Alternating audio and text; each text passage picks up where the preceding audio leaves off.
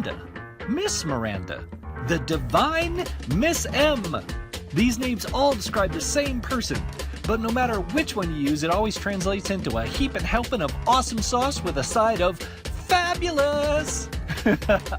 I recently attended a private viewing of Myss Miranda's documentary at the tail end of the Sedona International Film Festival, where it made its premiere. This was her first run at a documentary, and it was received with open arms.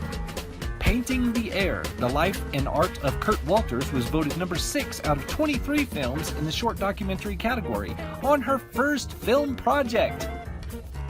How do I describe this girl to those who don't know her? Well, she recently listed her top movies she could watch over and over and still be entertained.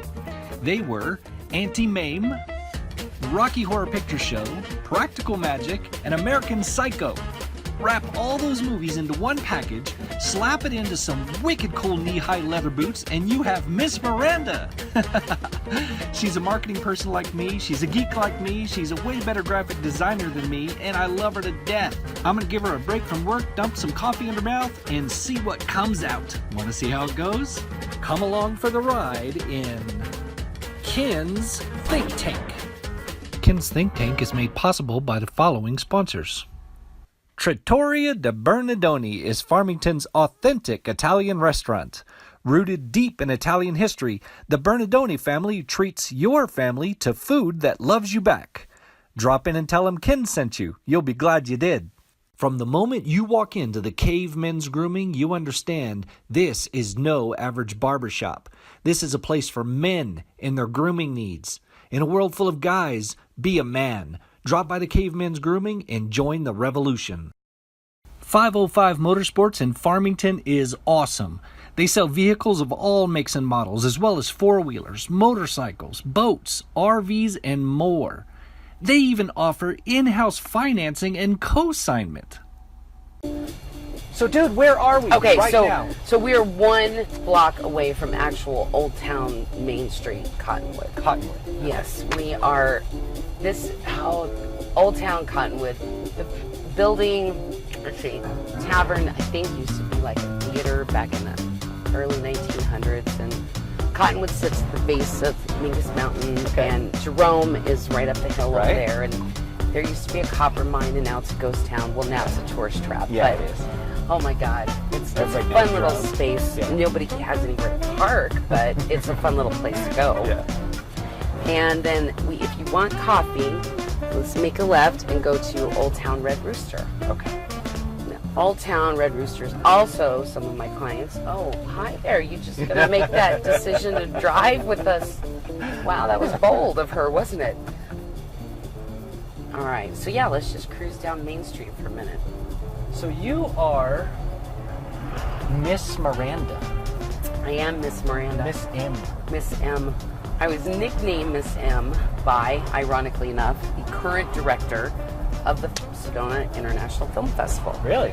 I used to work with him at the Red Rock News, and when he would come into advertising building, he would always walk in and say, "It's the divine Miss M." Well, plus I had red hair at the time, so, yeah. You know, it was a thing. But then the name Myss Miranda just kind of stuck, and so I adopted it. And then when it was time to start my own business, I went to register M-I-S-S Miranda, and it was registered by a 4-year-old beauty queen in Georgia. No. So yeah, I was a little aggravated. I'm like, why she's just stop it. I need that name. Well, the lady registered it for like 10 years, so I figured since my oldest son had a Y in his name and my youngest daughter had a Y in her name, I would just spell it M-Y-S-S, Miranda, and then slap my name on everything I could get my hands on. Yeah. And the Myss Miranda agency was born shortly after. Perfect. So yes, you own and run, and you're the head boss. I'm the boss. Yeah? Yeah, I do website development, graphic design, social media management, video and film editing. Basically, I do everything but toilets and windows. Yeah. You know, I have a really bad habit of people saying, well, do you know how to do that? And before I even really think it through, I'm like, yeah, I know how to do that. And then I go home and panic and Google it. What am I doing? How the hell do I do that? Well, you know, I mean, I fell into web design because Dad, you know, Curt Walters, because he's awesome and would like the name drop. Dad walked into Grandma's house with a piece of paper and it has CurtWalters.com written down on it. He says, I don't know what this is, but I registered it for 25 years. Go make it work. And that's how I got into web design. Nice. So yeah, that's how it worked. I got very fortunate and had some people that knew the right people and knew when and how to name drop. So, Right. Plus, it also helps that I'm wicked egotistical and just tell everybody, yeah, I'm a superhero, dude. I can do that. You are. Do I you can still do that on your... I haven't been to your website. I have to confess, I haven't been to your website in a while. But... Honey, I'll confess, I haven't been to my website in a while. It's been a minute. It's like the poor, you know, the shoemaker who has barefooted children, you know. Yeah, You've got exactly. time to work on all the clients. You have no time to work on your own how stuff. It works. Your clients always come first, Always and then come your stuff first. is like a mess. Oh, God. My stuff is such a mess. Yeah, it's like, how can you promote yourself as a web developer when you haven't updated it? It's like, 10 years? Well, it looked good 10 years ago. It's, But it used to be the whole superhero theme. And it is was. It still that way? It was. Yeah. I've kind of grown up a little Okay. bit. And so I honestly, I've taken on too much work that I have to drop Sure. the superhero part Right. because I learned the hard way that when you run around and tell people you're a superhero, they really believe start you. to believe it. Right. And so when they're calling, you know, at 3 in the morning and they're like, my website's offline, I need you to fix it. I'm like, okay, I'm up. Let's go get some coffee. We got to do some stuff. And Yeah. I could get away with that when I was in my 30s. Yeah. Mama needs a nap these days. It's difficult oh now. my God, it's difficult. So anyways, it's crazy, but it's fun. I mean, I love my job. I truly do love my job. There are days when I want to pull my hair out, but I love making things pretty. So yeah, that's it. And you know, the Dad's documentary, of course. That was the next thing. So why am I down here? What is going on? Oh my God. I had a world premiere of a movie. What? No, so a few years ago, I was at the film. Well, for years and years and years, I've been editing his little clips for Dad, taking, you know, the stills of his paintings and video of him out there painting, you know, on all of his international travels, you know, hanging on the edge of the Grand Canyon like a crazy man. And I'd always edit them together so he would take them around for presentations for all of his talks and his lectures at the museums and stuff. And so a few years ago, I was at the Sedona Film Festival, and I met a gentleman named Dustin Sweet who had brought his own film that year called Happy Birthday Dad. So it was all about dads. So we're standing outside and we're talking one night, and he says, so, you know, the movie's all about dads, blah, blah, blah, blah.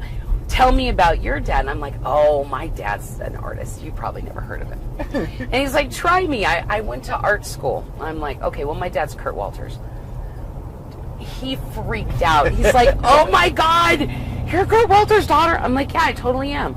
And he's like, I would give anything to meet your dad. I'm like, well, what are you doing at like 10 o'clock tomorrow morning? I'll just run you over there. So he was like, that was... It was funny to watch Dustin get starstruck with my dad, because my dad's just my dad, you know? Right. And so, anyways, so I took Dustin over. That is a beautiful dog. I took Dustin over and introduced him to Dad, and he was bloody excited. As soon as we get in the car to leave, he says, oh my God, we need to do a doc about your dad. And I was like, no, he's never going to go for that.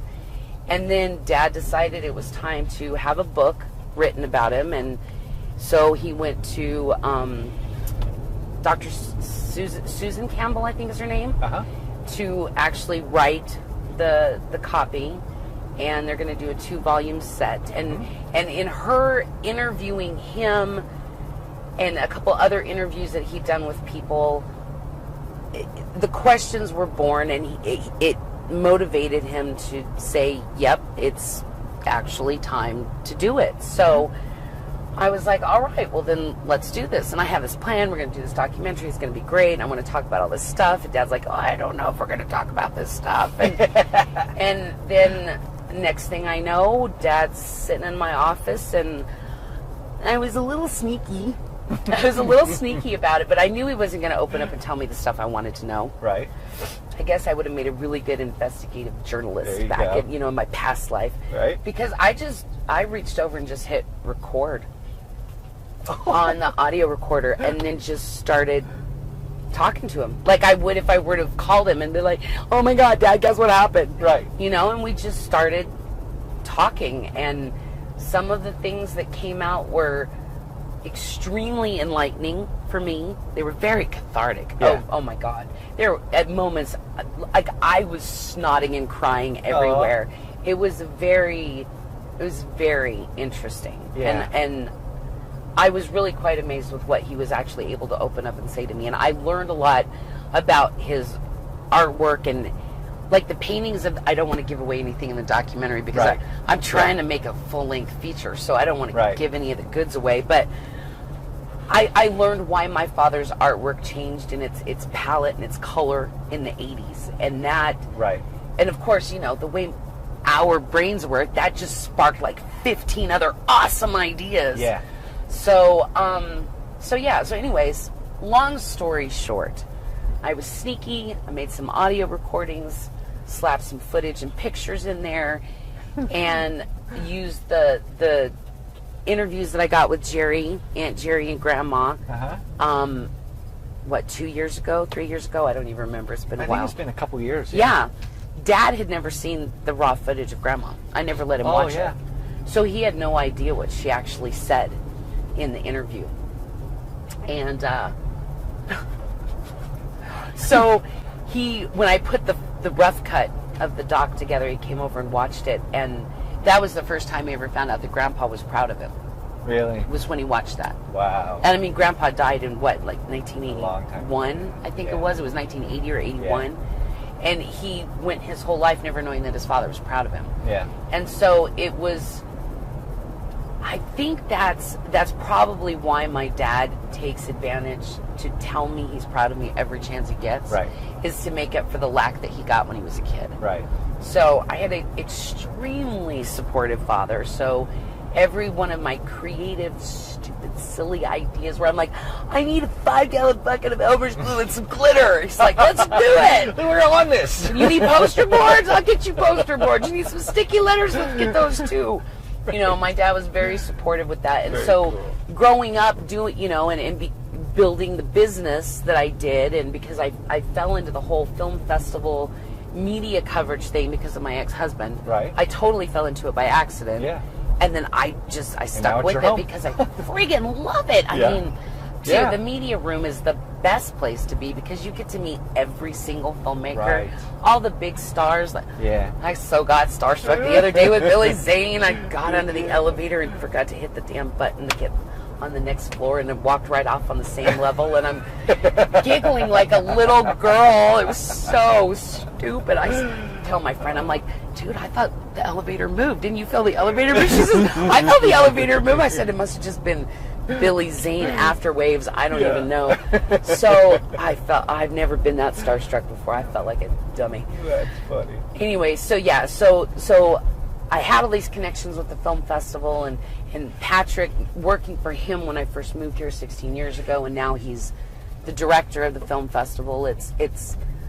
I got some people in some categories, and so when we decided to do the doc, and then they asked for Dad's painting this year, so Dad donated a painting to them, I submitted a doc to them. It just all of the stars and the planets aligned, and it happened exactly the way that it was supposed to.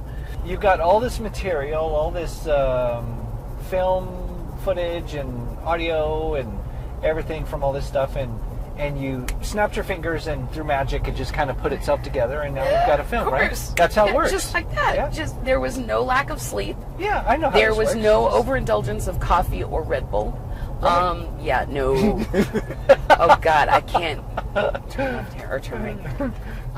At one point, Dad shows up at like 5 p.m. He's got 3 boxes of Keurig coffee, 2 half gallons of half and half, and 7 cans of 16-ounce Red Bull. And he's like, are you ready? I'm like, let's do this. That particular night, he left the house at probably 1 a.m., 2 a.m. Yeah. Well, when the girls woke up for school, they said, Ma, you might want to go take a nap. Because you're still going. You're still going. I literally... You're looking at them. What are you guys doing up? Yeah, pretty much. It's like, wait, is that the sun again? Didn't it just leave? I don't even know. So, yeah, it did. It took many, many, many, many, many hours. Yeah. And because I was under such a tight deadline, Right. I literally think I got like 24 hours worth of sleep in 2 weeks. Yeah. I was a zombie. I did my final render and export of the file at 2:30 a.m. and it was in their hands at 10:30 a.m. Nice. I took a nap and a shower and drove to Sedona and said, here you go, sir. Wow. So yeah, no, it worked out exactly the way it was supposed to. And the film was very well received. So there was a private viewing already. There was a private viewing, however, Mother Nature decided it was to... kind of crazy, but it still happened. It did happen, so the audience was not nearly as large as we were anticipating. You got like 20 feet of snow dropped on you, which wasn't quite 20, it was I think a lot. I think Sedona got a total of 18. Oh, keep going. Inches, right. Yeah, keep going. When you get Not to the feet. stop, right. We'd all, dude, this town would have been screwed. It might as well have been 18 feet. Nobody knew how to drive in it. Jesus, we get a heavy rainstorm and people are sliding everywhere. All right, so yeah, we had an attempted private viewing. The theater was only like a third of the way full. Oh, they've got a stop sign too. So Right, because of all the crazy weather, so nobody came. We had to cancel the big party, and it was I was supposed to be at that thing. You were supposed to be at that thing. And we just turned around and didn't come. You didn't come. You got halfway down to Bloomfield and said, nope, let's leave. Yeah. So anyways, yeah, we canceled that one, and then festival started the very next day. Anyway, so yesterday was the last day of festival, and they gave out all the awards and everything, which, I didn't win. But one of my very close friends did win a major award, and that was bloody awesome. I'm so proud for him. Awesome. Happy for him. It's just, it was a good film. Anyways, So now tonight, which is actually it's the several weeks ago by the time people see this, but it's the public viewing. It is the private viewing 2.0. Oh, okay, okay. So we're going to because of the snow, Patrick went ahead and gave us the theater again for tonight. Okay. So we just rescheduled the party for tonight, and Gotcha. It's kind of turning into one of those parties, teenage parties. Like, oh, I'm gonna have a few friends over, and they invite all their friends who invite all their friends. Yeah, it becomes the epic thing that people talk about. It's turning into one of those. Yeah. I don't know where we're going to fit all these people, so either. we'll have to do a second interview just to talk about how we were all sardined into the party.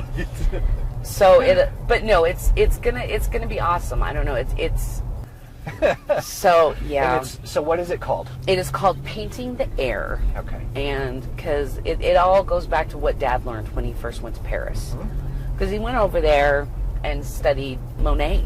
Yeah. And, if you know anything about art, you know who Monet is. I mean, even people that don't know art know who Monet is. And if you don't, you better get a book. I'm just saying. It's important.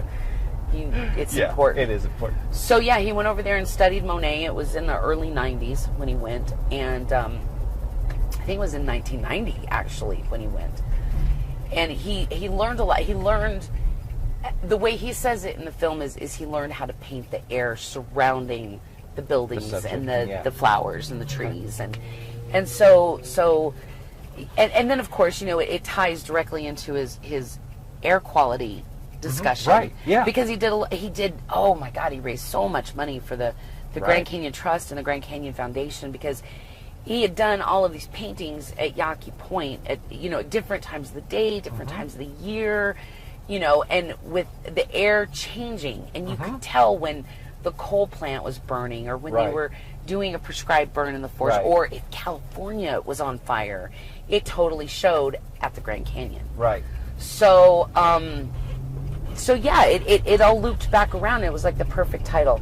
And then ironically enough, we were paired up during the festival. We were paired up with a a feature called Painting with Fire, and so me being the Rainmaker found it very interesting awesome. that Rainmaker Productions brought Painting the Air followed by Painting with Fire. Yes. It was very elemental, and it made me a very happy girl. So that is awesome. it is awesome. So yeah, that's it. And so now the next step is we're trying to find some finishing funds, because I really want to turn this into a feature and make a full-length documentary. I've got some people that I would like to come in and do some narration as opposed to having Dad tell the whole story. And then he doesn't know this yet, but I actually want him to sit down and get interviewed. Yeah. So it's not him talking over the whole thing like it was this time. Yeah, he's narrating it, but have him actually being interviewed. Discussing the stories. Yeah. Because Dad reading from a script and Dad telling a story are way two different dads. Yeah. So, and he really is, oh my God. He tells some good stories. He tells some good stories. Yeah. He's hella funny. Yeah. And I want that to come out. Right. Well, you freaking rock, dude. Thanks. So You're congrats pretty awesome. on the movie and Thanks. everything, and I don't know, and for It's- being who you are and doing what you do. And Well, the way I tell people, I'm just a big old overgrown dork with a creative flair. So that's a marketing person. making the world a prettier place. I was born to make you look better. That's A marketing person who's an artist. Yeah, Yes. that's what that is. it is. It is. Big dorks. Big dorks. Big old nerdy girl Playing glasses. with ideas like, ooh! My favorite is, what does this button do? Right. Yeah, that's how I crashed that first computer Dad bought me. Was, what does this do? Click. And then there's just this flashing question mark, and I'm like, That was the destroy the world button. yeah. Do you really want to destroy the world? She damn near did. So good at breaking hearts too, but that's a different interview. That's an entire special. We'll have to do a special show oh my God. after that one. Yeah, because they're always. This probably shouldn't be on camera, but Let's break all the rules.